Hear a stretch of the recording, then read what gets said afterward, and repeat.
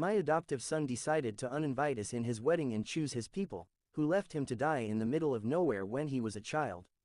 So we cancelled everything we paid for. Our adoptive son is 24. He's black, and we're not. About 19 years ago, my husband and I were driving on a highway back from a short vacation. Went along a pretend long stretch of road. Absolutely no buildings around, only a ton of grass and hills as far as the eye could see. We spotted a little boy just sitting by the side of the road. As I mentioned, there was nothing around for miles and no cars close to where the boy was. So we decided to stop and see if everything was okay. When we got closer to the boy, let's call him Jason. It was effortless to see he was dirty and malnourished, since the only thing he had on was some diapers. He was so small, it didn't look like he could be older than 3. Later found out he was 5. We asked him why he was alone, and he said Mommy and Daddy put him here and told him to wait. There was no cell signal, so we did the sensible thing and brought him back to town to the nearest police station. To make a long story short, CPS was called. We discovered his parents were some druggies that were on the run from a felony. The only other relative Jason had was his grandmother, who was very mentally ill. Take care of him, and we felt terrible.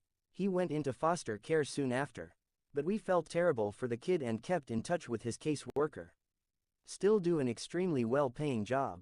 At the time, I could afford a decent lifestyle for a small family.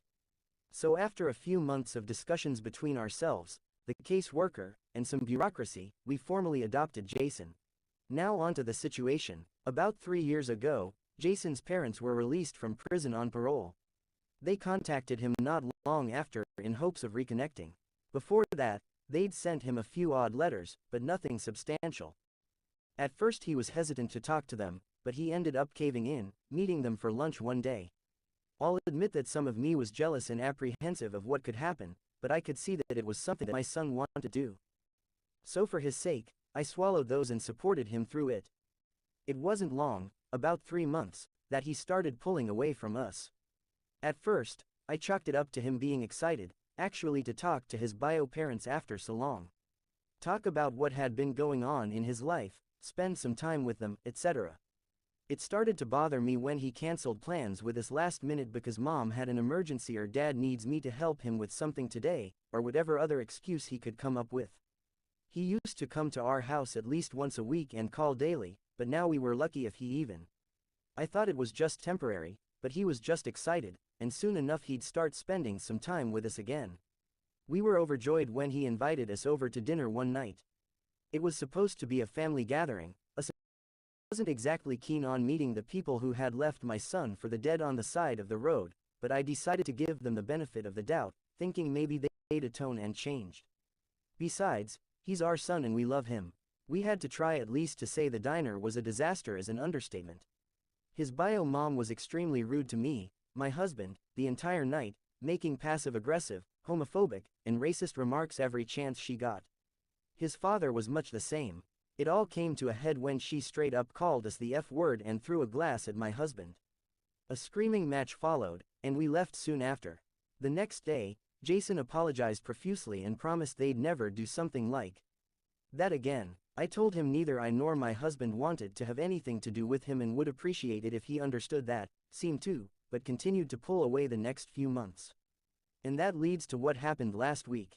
Jason proposed to his girlfriend about 9 months back. Has been preparing for the wedding since. Of course, we were overjoyed for him, but a few months went by and no invitation came. Jason would say they hadn't been sent out yet and change the subject whenever we asked. Last week, my husband saw a Twitter post from one of Jason's friends, his groomsman, that went a few weeks back with the invitation in his hands. We confronted Jason about it the next time he came over, only for him to drop the bomb on us, saying that we hadn't been invited. We asked why, and he said his parents didn't want us there and wouldn't come if we did. I was effing furious. I asked him how he could choose those pieces of trash over us, why they were so important. What did we do to deserve this kind of treatment? His answer: they understand me better. They're my people. My husband was crying, asking how he could do it. I've only been outraged a few times. This moment managed to top all of them. I threw him out immediately and then told him never to return, that he wasn't our son anymore. I spent the rest of the day hugging my husband, trying to calm him down. The next day, I cancelled everything. We paid for the wedding, which was necessary. Even the ones we couldn't get a refund on. Of course, Jason had the gall to call and scream at me, asking how I could do that to him. Where would he find replacements for a wedding that was supposed to happen only a few months from now? I told him I didn't care and said, maybe you should ask those two leeches you call parents for help. 19 years. 19 effing years of my goddamn life spent raising and loving a kid that I considered my son, only to be treated like garbage. Giving blood, sweat, and tears so he would have a good life.